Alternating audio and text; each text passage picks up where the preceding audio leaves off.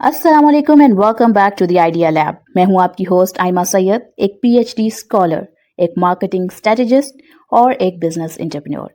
अब तक idea lab ने आपके लिए क्या किया है? आइडिया लैब आपके लिए ऐसे बिजनेस आइडियाज लाया जिनमें आप सीख सकते हैं कि 3,000 से 10,000 रुपए में कारोबार कैसे शुरू होता है, चीजें कहां से लेते हैं, क्लाइंट्स को कैसे पहुंचाते हैं। इसके ऊपर पूरी playlist free of cost available है चैनल पर। इसके अलावा हम ये देखते हैं कि जो companies internationally million, billion and trillion rupees कमाती हैं, वो किस प्रोडक्ट और सर्विस से कमाती हैं और आप उसे स्मॉल स्केल लेवल पर कैसे शुरू कर सकते हैं। आपकी इन्वेस्टमेंट आपके पैसिव अर्निंग का जरिया कैसे बनती है।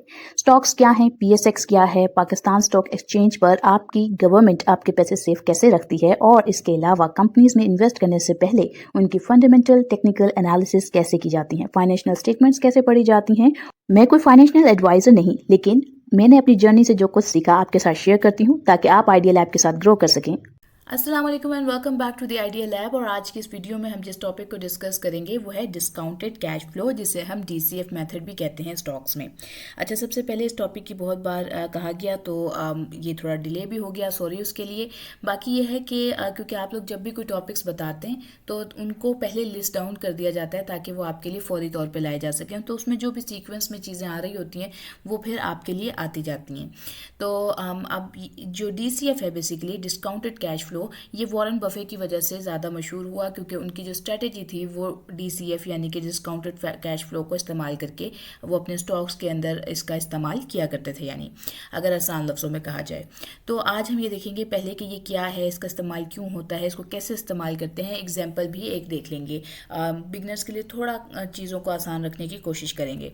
अब ये देखते हैं सबसे पहले कि डीसीएफ यानी कि डिस्काउंटेड कैश फ्लो मेथड होता क्या है।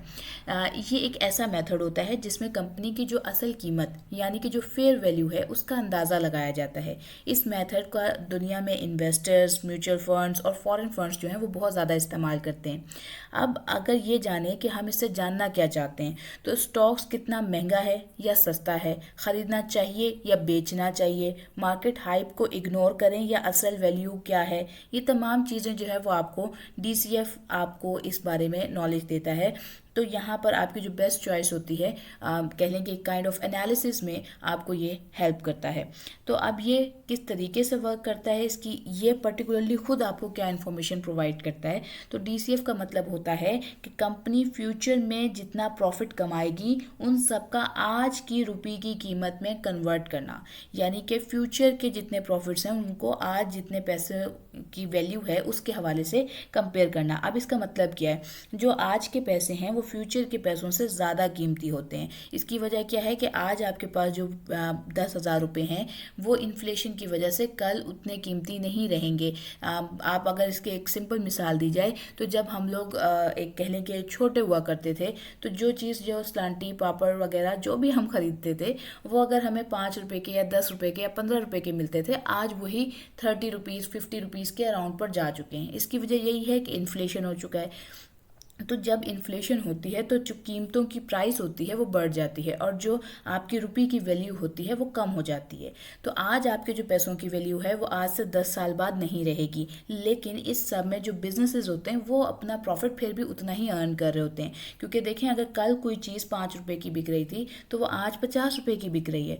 तो इस वजह से जो बिजनेसेस हैं उनमें इन्वेस्ट करने पर आपकी जो परचेजिंग पावर होती है वो उस लेवल को मैच कर पाती है जो बाद में आपको आपके इन्वेस्ट ना करने की सूरत में गिर सकती थी। तो इसमें बेसिकली एक तो ये चीज़ हो गई कि जो रिस्क है वो इसमें ऑब्वियसली होता है।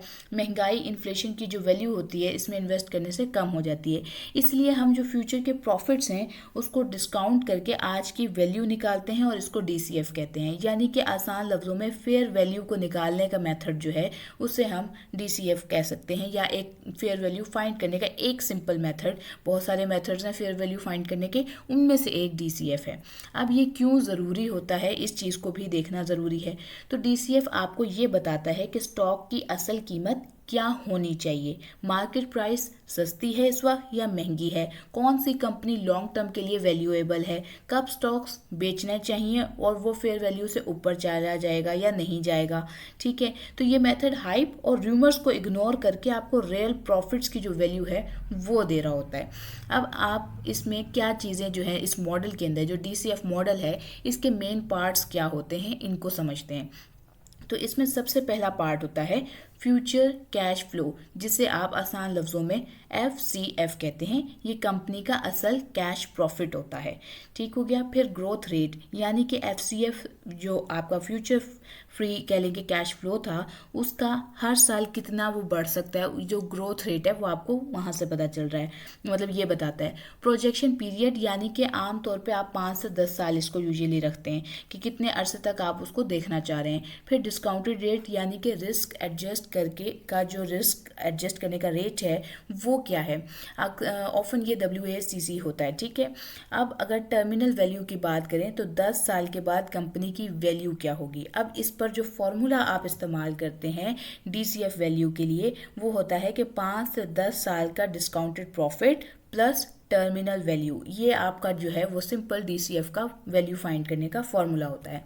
अब हम आगे पहले इसको स्टेप बाय स्टेप देखते हैं कि इन चीज़ों को फाइंड कैसे करना है।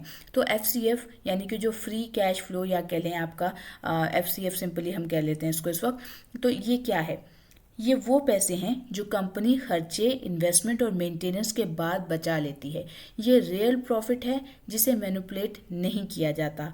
FCF स्ट्रॉन्ग हो तो कंपनी स्ट्रॉन्ग होती है। स्ट्रॉन्ग FCF की जो इंडस्ट्रीज़ हैं वो कौन सी हो सकती हैं अब आपके पास। इसमें आपके पास ऑयल एंड गैस है, बैंक है, टेक्नोलॉजी है, सीमेंट है और टेलीकॉम भी। इसके बाहर के ममालिक में मोस्टली टेलीकॉम भी इसका पार्ट समझी जाती है। लो FCF कंपनीज जो होती हैं वो रिस्की समझी जाती हैं और उनकी जो वैल्यूएशन है वो कमज़ोर समझी जाती है। अब अगर हम इसकी कैलकुलेशंस को स्टेप बाय स्टेप देखें तो एज्यूम कर लें कि अगर आपके पास अगर FCF जो है आज 100 मिलियन है। ठीक है। और अगर आप हर साल की ग्रोथ 10% एक्सपेक्ट कर रहे हैं और आप प्रोजेक्शन पीरियड जो है वो 5 साल का रखते हैं, डिस्काउंटेड रेट आप 12% रख रहे हैं, टर्मिनल ग्रोथ अगर आप 3% रखते हैं, तो अब हम उस वैल्यूज़ के ऊपर FCF 5 साल के लिए प्रोजेक्ट करते हैं। पहले साल में ये जो आपका FCF निकलेगा वो आपका 100 मल्टीप्लाई बाय 1.10, तो आपके पास 110 मतलब निकला। और अगर आप इसको 5 साल के ऊपर देखें तो ये तकरीबन 161.05 बन जाता है। तो ये आपके FCF की वैल्यूज़ आ गई। ये सिर्फ FCF के फ्यूचर गेसेस हैं, यानी कि एग्जैक्ट नहीं है, ये फ्लक्चुएट कर सकते हैं, ये एक्सपेक्टेड है। अब हम ये देखते हैं कि इसके ज़रिए आप डिस्काउंटेड ईच कैश फ्लो किस तरीके से निकालते हैं। जो फ्यूचर के पैसे हैं वो आज के पैसे से कम वर्थ रखते हैं, इसीलिए जो फॉर्मूला इस्तेमाल होता है वो PV = FCF divided by 1 plus discounted rate over year. ठीक है। तो अब इसके लिए जो एग्जांपल अगर हम देखें तो अगर आप PV के अंदर वो तमाम वैल्यूज़ पुट करें तो आपके पास पहले साल की वैल्यू 98.2 आ रही है। इसी तरह आप दूसरे साल की, तीसरे साल की, चौथे साल की और 5वें साल की वैल्यूज़ निकाल लेंगे। 5 साल की अलग अलग वैल्यूज़ निकालने के बाद इन सबको जब आप ऐड कर देते हैं तो आपके पास इन तमाम का जब सम करते हैं तो वो आपके पास 5 साल का FCF निकल आता है। अब आपके पास ये जो FCF निकल आया है, इसके बाद आप क्या करेंगे, इसके बाद आप टर्मिनल वैल्यू को कैलकुलेट करेंगे। ईयर 5 साल आपने देखे हैं, तो 5 साल के बाद जो प्रॉफिट आएगा उसका टोटल एक फॉर्मूला से निकाला जा सकता है जिसे आप टर्मिनल वैल्यू कहते हैं। टर्मिनल वैल्यू में आप FCF जो आपने 5 ईयर का कैलकुलेट किया वो लेते हैं, multiply by 1 plus G divided by discount rate minus G। ठीक हो गया। अब इस नंबर को भी आप डिस्काउंट करके आज की वैल्यू में कन्वर्ट करते हैं। ये कंपनी की लॉन्ग टर्म वैल्यू होती है। अब इसके थ्रू आप फेयर वैल्यू निकाल सकते हैं। फेयर वैल्यू के लिए अब आप क्या करते हैं कि आप फेयर वैल्यू = PV, यानी कि आपने जो 5 साल का FCF निकाला वो प्लस जो PV आपने टर्मिनल वैल्यू का निकाला, उन दोनों को प्लस कर देते हैं। फिर आप स्टॉक प्राइस के साथ इनको कंपेयर करते हैं। अगर स्टॉक मार्केट की जो प्राइस है वो कम है DCF वैल्यू से तो स्टॉक सस्ता है और आप उसको ख़रीद सकते हैं। अगर मार्केट की प्राइस इक्वल है तो यानी फेयर है, आप उसको होल्ड कर सकते हैं। और अगर मार्केट प्राइस कम है DCF वैल्यू से तो स्टॉक महंगा है, उसको इस वक्त बेचा जा सकता है। इस तरह पता चलता है कि स्टॉक असल में किस स्टेट पर है और आप उसको कैसे बाय या सेल करते हैं।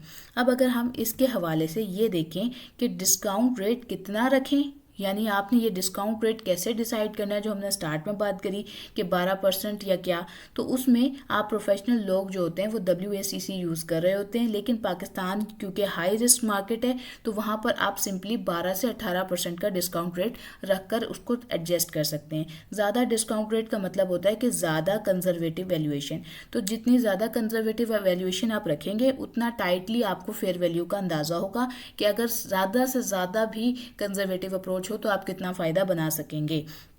अब DCF का बेस्ट काम कर रहा होता है, तो ये मेथड जो है इन कंपनीज के लिए सबसे बेहतर काम करता है जिनके कैश फ्लोज जो हों वो स्टेबल हों। अब जिन कंपनीज के कैश फ्लो स्टेबल होते हैं उनमें आपके पास बैंक्स एंड फाइनेंस आ जाता है, ऑयल एंड गैस है, सीमेंट है, और इसके अलावा स्टेबल इंडस्ट्रीज और सीमेंट इंडस्ट्रीज जो हैं वो सब इंडस्ट्रीज इसका पार्ट हैं। अब ये कब इस्तेमाल नहीं किया जा सकता ये भी देखना ज़रूरी है। ये मेथड तब अनरिलायबल हो जाता है जब आप इसको लॉस मेकिंग कंपनीज पे अप्लाई कर रहे हो। इसी तरह जब आप स्टार्टअप्स पे अप्लाई करें या पेनी स्टॉक्स पे अप्लाई कर रहे हो या जहां प्रॉफिट हमेशा चेंज होते हैं उन कंपनीज पे अप्लाई करें, या नेगेटिव FCF कंपनीज के ऊपर अगर आप इसको अप्लाई करेंगे तो इसकी वैल्यूज एक्यूरेट नहीं आएंगी। FCF सिर्फ तब काम करता है जब आप फ्यूचर अर्निंग्स प्रिडिक्ट करने के काबिल हो सकें, उस पर पॉसिबली तमाम चीज़ें लगा सकें। अगर आप फ्यूचर अर्निंग्स प्रिडिक्ट नहीं कर पा रहे होंगे तो फिर आप FCF का जो फॉर्मूला है वो इस्तेमाल नहीं कर पाएंगे। अगर हम इसके प्रोज एंड कॉन्स के हवाले से देखें तो मोस्ट एक्यूरेट मेथड है, ये हाई फ्री वैल्यूएशन देता है, लॉन्ग टर्म इन्वेस्टर्स का फेवरेट मेथड होता है, और अंडर वैल्यूड स्टॉक्स आपको इसके ज़रिए आसानी से मिल जाते हैं। और अगर हम इसके नुकसानात की बात करें तो ये एक बहुत ज़्यादा सेंसिटिव मेथड भी है, क्योंकि अगर कुछ कंपनीज जो है आप उनके वैल्यूज़ नेगेटिव में है तो फिर आप उनके ऊपर इसको इस्तेमाल नहीं कर पाते। ग्रोथ रेट बढ़ने से रिजल्ट की जो रिजल्ट है वो ड्रास्टिकली चेंज हो जाता है। इसका डाटा और एनालिसिस जो है वो ज़्यादा चाहिए होते हैं, कॉम्प्लेक्स है थोड़ा बिगनर्स के लिए इसको समझना। तो आज की वीडियो को अगर मैं समराइज़ करूं तो वो ये है कि DCF आपको बताता है कि ये स्टॉक असल में कितने का होना चाहिए, डिसीजन बताता है ये आपको कि मार्केट प्राइस के मुताबिक आपने इसको बाय करना है, इसको होल्ड करना है या अवॉइड करना है। ये मेथड जो है वो लॉन्ग टर्म के इन्वेस्टिंग के लिए होता है, क्योंकि इसमें वेल्थ बिल्डिंग आपकी सेफ रहती है। तो उम्मीद करती हूँ आपको आज की ये वीडियो अच्छी लगी होगी। आपने चैनल को लाइक किया होगा, शेयर किया होगा, सब्सक्राइब किया होगा। अगर आपको कोई सवाल हो तो आप पूछ सकते हैं, इंशाअल्लाह फिर हम उसमें अगर कोई और ज़रूरत हुई फॉलोअप वीडियो की तो वो भी बना लेंगे। और मुझे दुआ में याद रखिएगा। आज के लिए मैं लेती हूँ अलविदा। अस्सलाम वालेकुम।